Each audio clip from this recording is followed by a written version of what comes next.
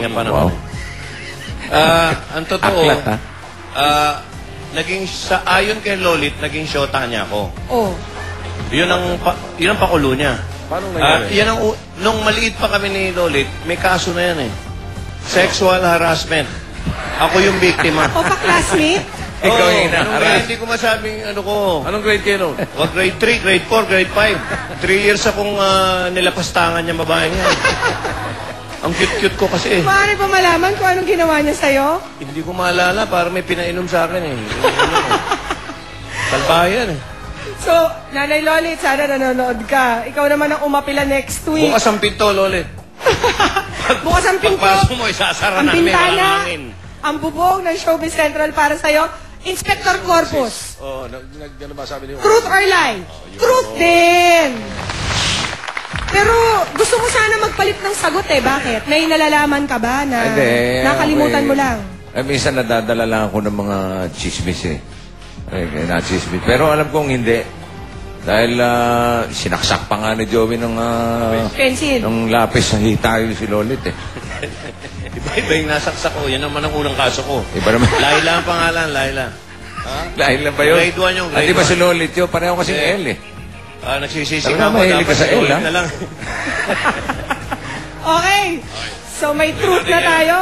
Tito Sen, you may continue. Pangapat. Ang tanong. Mula school bukol, dumako tayo ng Itbulaga. Nitong nakaraan na ilathala na bago daw tanggapin ni Vic ang kontrata ng Itbulaga, nasabi niya kay Joey na tatanggapin niya yung kontrata ng Itbulaga para magkakotse lamang. Vic, Joey, don't lie to me. Totoo ba ito? Yes or no? No. Ha? Totoo. Yes. Nagtugma na naman po ang kanilang mga sagot. Hindi, yes yan. No ako eh. Ha? Ikaw no. Oh. Ikaw yes. Ang tinatanong mo kung totoo. sinabi niya, magkakotse lang ako, kaya ako tatanggapin. Oo, yes. Sino nagsasabi ng totoo? Tingnan natin. Inspector Corpus. It's a lie! Yes or no lang ang sagot pero malihuli ka. Shake it sweet. Turn your head down to your feet. Gusto ka na, wag ka na mag-deny. Pag tinanong, don't tell a lie. Wow! Yun!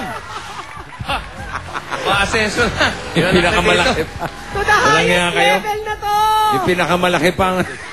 Rakista daw siya. Di ba rocker ka? Tito Sen, Pero mo, Tito, may anak ka palang bailarina. para mag-iiba na ng profesyon tong anak mo ah. Kaya na maging rocker, dancer na lang. Please explain. Naguluhan yung mga issue ko eh. Wow. May alamin muna natin. Nasabi ko kay Joey yun. Oh. Na sige, tanggapin na natin itong 8 Bulaga. Pag nagkakotse ako, pwede ko nang iwanan yan. Oo. Ang problema, hindi ko pa iniiwan ng 8 Bulaga dahil wala pa akong kotse. Nanghihirap pa rin. Hanggang ngayon? Oo, naghihintay lang ako ng mamamana sa mga kapatid ko. Ganon? May sasakyan ka na papuntang premiere night mamaya. Sa'yo. Hoy! Hoy! Sasakyan kita. Sasakyan ko sa'yo. I have plenty of space in the car. Yeah, thank you. Si Joey naman, ang sagot niya ay... Yes. Yes! Sinabi niya yun. Inspector, truth or lie? It's the truth. Alam mo, at least, hanga ako kay paring Big Frank eh. Kaya lang, yung kulay ng kotse nga, na biniling una niyan, lumabas ang kulay dilaw. kaya nakadilaw? Parang ganyan. Grabe. Ganyan yung sinakyan niya una, ganyan. Yung kulay. Yellow din? Hanggang ngayon. Ngayon ba, yellow? Favorite color mo? Sa kotse? Yellow. What a coincidence. Yun ang totoo. Hindi, masarap pa sakyan ng... Okay na. Okay. Panlima. Ang tanong. Parang game show. Sa tatlong Tito Vic and Joey, totoo ba ang napapabalita na si Joey ang pinakaiyakin Don't lie to me, Vic and Joey. Yes or no? Yes. Yes. Wow! They agreed to agree. Tama naman kaya ang sinabi nila, Inspector Carbonell. Sagot ni Joey, is it the truth or lie? It's the truth. Joey? Ano, may dahilan yan, ba't naging ako Sabi nga sa'yo ikaw man ang halayin nung bata ka ng isang reporter. Karoon ng trauma. Magkakaroon akong trauma. Kaya naging iyakin ako. Naalala ko pa ate, lolit, ate. Ate, wag. Ate, wag. Alam nyo, kayo, uso lang ngayon, kuya, wag. Ako ang unang nagsalita ng ate, wag. Oo, ngayon lang yung... Noong pa yun. Balahurang Ito naman babae. ay, tama din, Inspector Corpus. Is it the truth? Oo, tama rin. It's the truth. Kaya pag-ingatan nyo po mga anak nyo lalaki. Kilalanin nyo mga kaklase.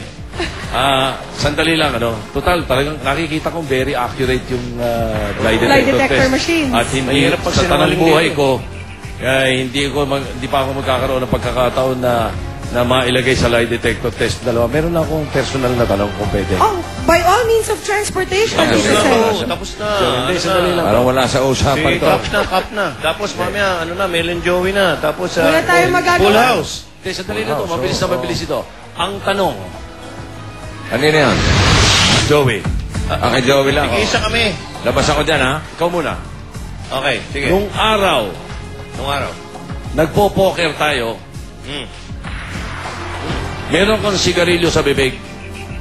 Oo, Nung tumaya ka, nagsindi ka pa ng isang sigarilyo. Ang tanong ko, dinaya mo ba ako noon o hindi? Tagal na nun Don't lie to me. Yes or no? No. Talagang hindi lang ako chain smoker noon. Double smoker ako. Parang pangil yun Dalawang sigarilyo. Inspector? No. Inspector, It's a lie! sabi mo din. Bakit naman?